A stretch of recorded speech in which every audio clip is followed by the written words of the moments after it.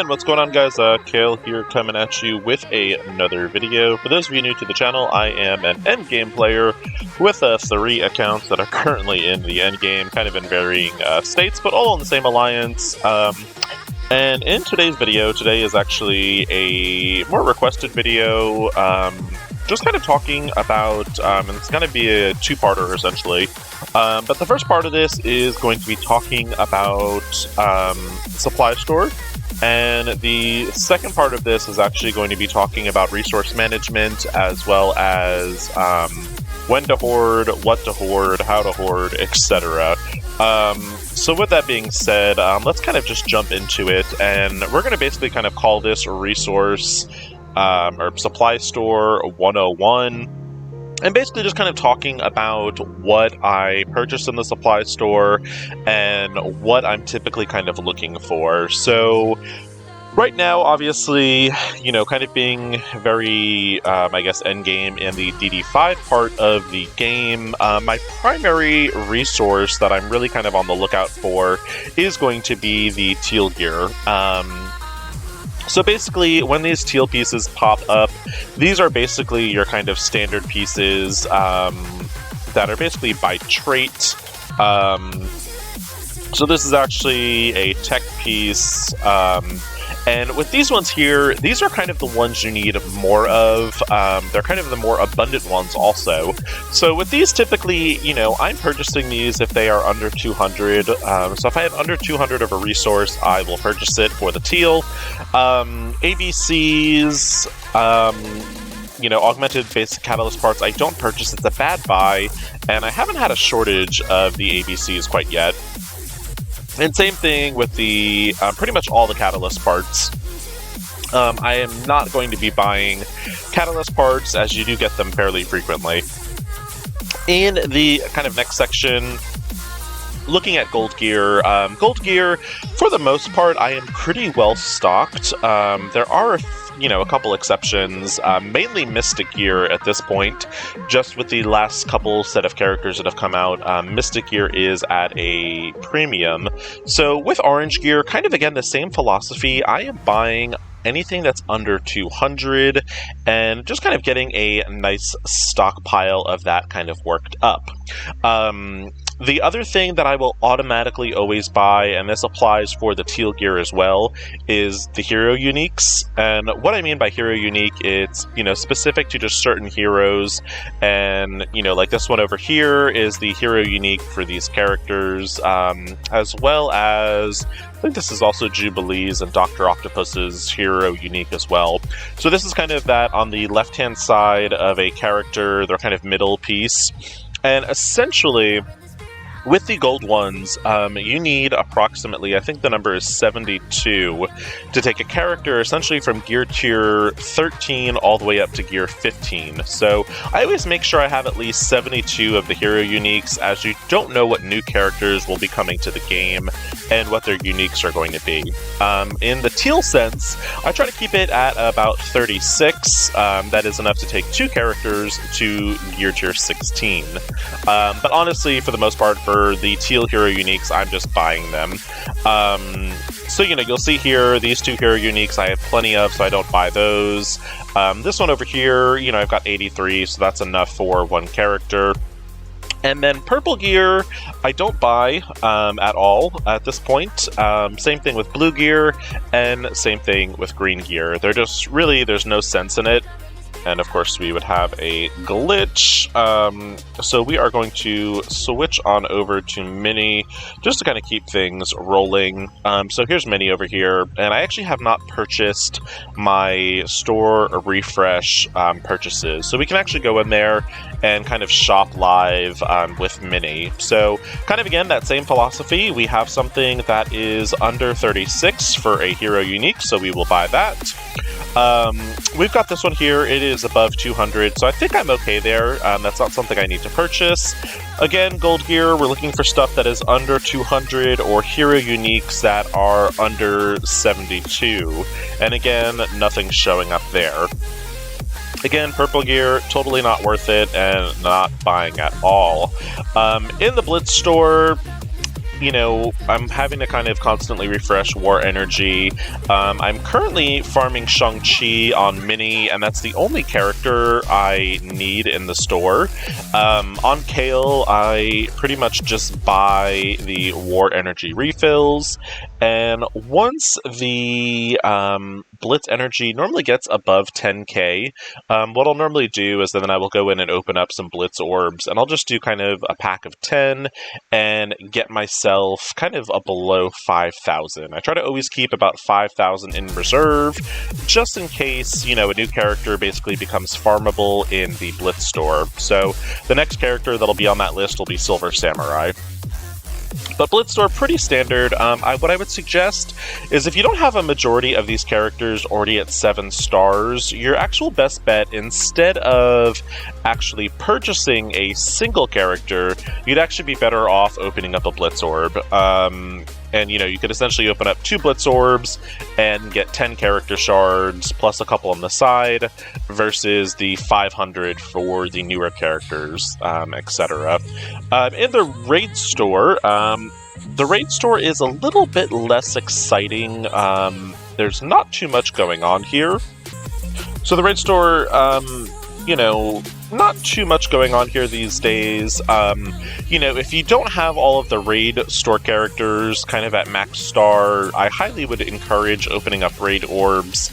As you can kind of see here on Mini, I do have a large abundance of Raid credits, and you know, kind of things I'm working at in the Raid Store is, since I do have a large amount of credits, so basically any of the orange gear that is under 1,000 I will purchase. Catalysts, if they are under 4,000, I will purchase.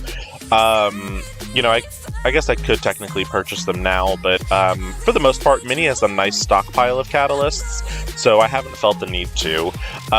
If you are running into a situation, you know, kind of similar to Mini, where you're just kind of like maxed out, you know, there's really not too many options to, you know, kind of get into this. I guess if you were short, I think it's the orange gear that lets you open for raid credits. Let's actually check that out real quick.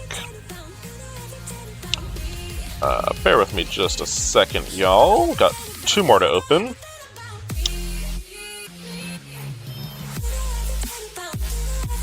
Alright, so I mean, one thing you could possibly look at is if you are in a shortage of orange gear, you could definitely open up these orange raid orbs. You know, you are going to get a lot of catalyst parts and a lot of the origin-specific gear. So, you know, you're getting mystic pieces and all that stuff. I don't think the orange elite orb actually allows you to use raid credits, but let's check, because yeah, it's a different currency. Let's just triple check though. Pop these. I need to open up these anyway. It's just been a couple minutes. And I normally don't like to let them get this kind of high up because it actually just becomes time-consuming to open these.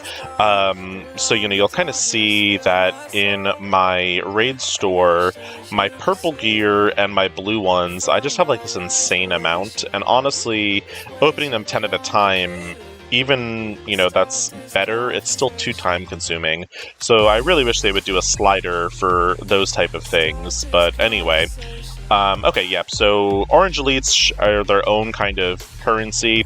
So if you do find yourself, I guess, in a shortage of orange gear, whether it be catalysts or maybe just some pieces, the origin pieces, that's something you could consider. And then, like I said, that's kind of what I'm buying in here. But you'll notice here, like, I mean, purple gear, I've got almost 1,800. Blue gear, kind of an insane amount also. So if I ever kind of come to a point where, you know, especially on Mini, since Mini kind of went very quickly into the end game, if I find myself short in blue gear, instead of actually farming nodes, I just open a bunch of orbs, and, you know, that kind of eventually gets me there. Moving on over to our next store, we've got the Arena Store, and Mini is kind of in a unique situation where I am actually still currently farming a good majority of the characters in the Arena Store, and it's just because, you know, Mini was very focused. So I'm kind of farming now characters that are either going towards legendaries or the monthly events that show up every now and again. So currently, I'm farming Red Guardian over here, and that is for the Skilletary Back to Bootcamp event, which is the one that gives you the training materials. On Kale, I am maxed with all of these characters except Colleen Wing, so I'm currently farming Colleen Wing up to the 7-star mark on Kale, and then after that, I basically just get to kind of holding... and I basically just kind of save them until the next character kind of becomes, you know, actually hard farmable. So, that's kind of what I do here. The Arena Orbs, I just don't think they're that worth it. What you get out of them versus the cost at the hopes of getting the featured character, it just doesn't seem like a good purchase to me, so I typically will just hold on to Arena credits until the character that is, you know, currently featured gets taken out. But yeah, so, you know, I would highly encourage kind of target farming characters you need either for legendaries or the month-long, or the monthly events, rather. So, like the Wakanda one, the Skilletary one, the Guardian, or Hand one, I think, is another one, so that kind of stuff. Moving on to probably the most premium currency is definitely the War Store, and War Store-wise, I am still farming on Mini. I am still farming Maria Hill, you know, for that eventual 7-star Omega Red. On Kale, I've actually farmed all of the characters to 7-star that are currently available. So with my war credits, again, I'm buying hero uniques that are under 36. And if the uniques, the mini uniques essentially pop up, I will purchase those. And then any Teal Gear that is under, you know, 200, I typically will give a buy. You know, scrolling down, Orange Gear, I'm not really buying anything except hero uniques that are under 72, which right now is pretty much the one that Morgan Le Fay and Gambit uses. It's really the kind of only hero unique I'm buying. Another thing, just while we're in this store, for those that do have their Stark Tech backed out, I'm going to talk about this a little bit in the hoarding video, but typically what I do when I'm not hoarding Stark Tech is I buy war credits. And it's just because war credits seem to be kind of the premium currency that I never seem to have enough of. You know, I may have 27,000 up here, but that can go away pretty quickly depending on what's in the store. I don't really think the Elite War credits are really worth it anymore. Just because, you know, there were rumors of a Teal War Orb, which I don't think is going to be coming to the game. So I do still have an abundance of my Elite War credits, and I will use them as necessary. And, like, if I were to hop on over to Kale, like, I actually have zero, well, not zero, but close to zero Elite War credits. And that's just because I was short some Orange Gear, so I was basically kind of swapping between these two, depending on what I needed. So if you need, like, G15 Orange Gear, this is the one you're going to want to open. And then if you need kind of G14 or G13 stuff, you're going to open up this one. And that's kind of what I did on Kale.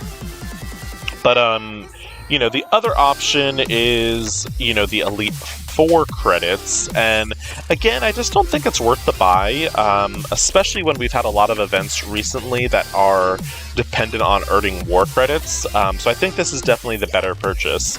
But I will talk a little bit more about Stark Tech specifically in the hoarding video, which I'll be doing basically right after this one.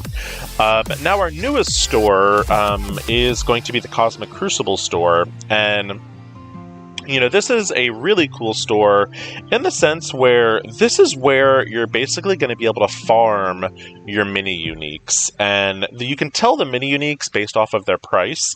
They're going to be the ones that are listed as $29.25. Those are all mini uniques. The ones that are $14.50 are going to be your origin pieces. So, you know, Mystic is these first two, and this one's going to be Skill.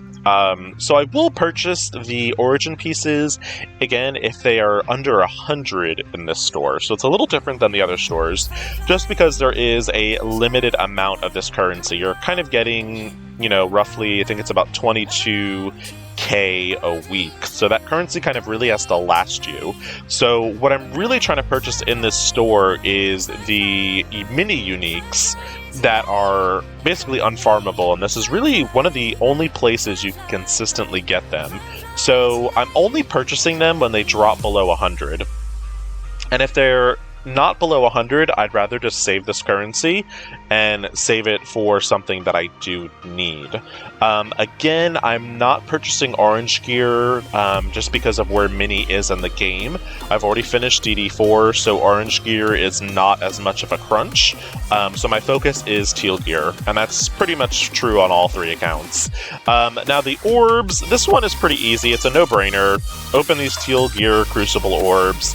It's the best bang for your buck. You're going to get lots of Teal Gear here.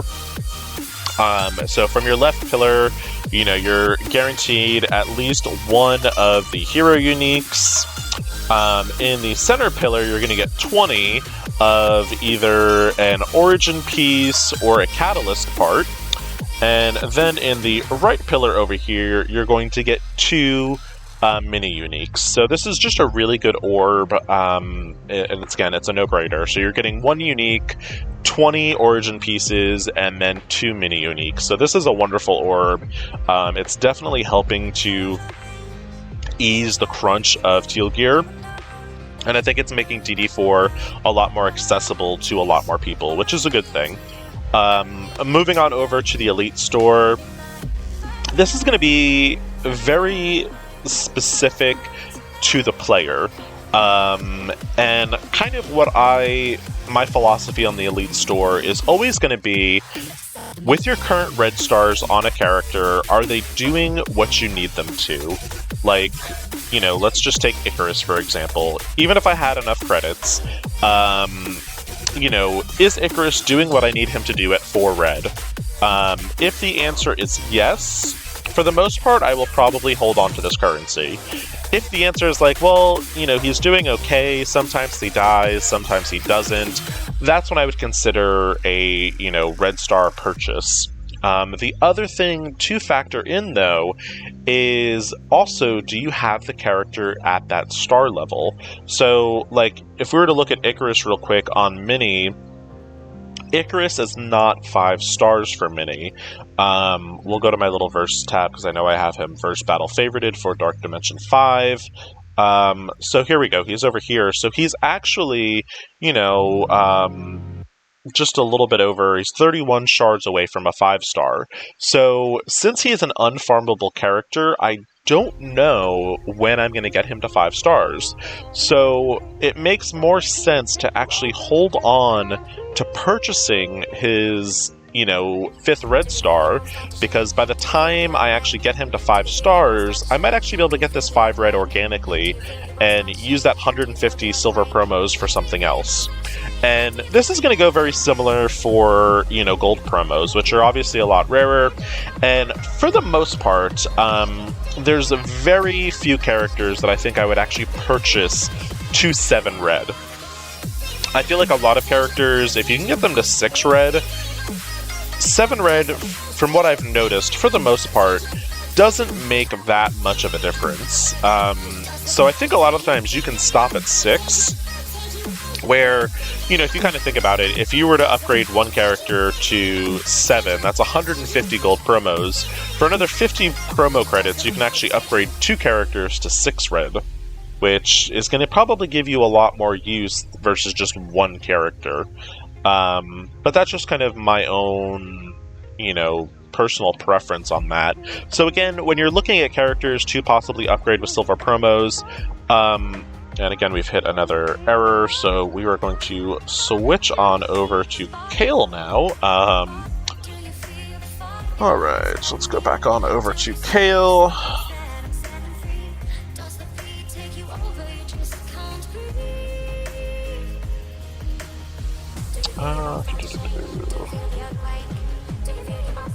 Bear with me just a second, y'all. Okay, so Kale is over here. So, really kind of take into consideration, like, where are you as far as, is this character at that required star level? And secondly, is this character doing what I need them to do? And, you notice here, on Kale in particular, I do have most of my characters probably at 5 stars. There's like a few that are not. But for the most part, I mean, most of my characters are 5 stars. So, when I'm looking 6 stars, I'm looking at characters, I mean, there's not even any good ones up here to really kind of remotely consider. But again, I kind of think at myself and I'm like, okay, is this character dying in the mode I'm using them in? Or are they struggling in the mode I'm using them in? Whether it be a war, arena, Cosmic Crucible, raids. So really kind of just, think about that. Now, the other aspect of this store is going to be the dark promo credits, and I think it's always a good idea, especially with the current setup of the horsemen requiring these dark promos to get up to 5 stars. Make sure you always have enough dark promos to take up your horsemen to 5 red. For the time being, they are going to be part of your meta teams, and they're going to be important. So, upgrading characters like Ultron and Ultimus, definitely not important. You're not using them in the game. With Kale, I actually had 4,200 dark promos, so I did have extra. So with that, I was like, you know what, I can take Doom up and spend the 3,000 dark promos to take him to 5 stars, because I still will have enough for Rogue when she comes out. So just kind of keep an eye on that. It is a premium currency, and it is a little bit slower to come by. In the ISO 8 store, there's nothing worth buying. Don't waste your money, or not your money, but don't waste your ions. Ions are probably the biggest bottleneck with ISO 8. So you're better off just opening up the orbs for these blue pieces, and it may take a little longer as far as getting the orbs you need, but eventually you're going to get to the point where you will have plenty of the actual ISO 8 pieces, and the ions are actually the bottleneck, so you definitely don't want to waste any of the blue ions in particular.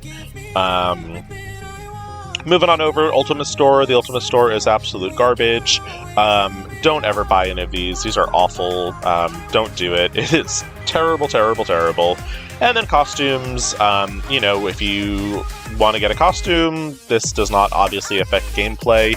Feel free to get a costume. That is what it is.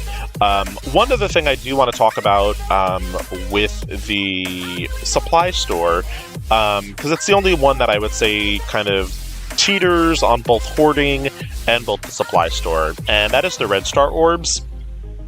Typically, what I've been doing lately is I've actually been opening, when a new character is coming out, I try to open these Elite 4s and Elite 5s, and then maybe even Elite 6, depending on the character. But I try to open these for the actual character releases, and then when the 10 times dark promo credits comes in, I'll typically try to open, depending on how many orbs I have, a handful of red Star Orbs. And that should just kind of keep my dark promo stock well stocked up. And I'll kind of talk about that a little bit more in my hoarding video. But I think that's going to be it for the supply store. Just kind of a quick little, what I'm looking for when I'm purchasing things. And so if you did find this video helpful, please like and subscribe.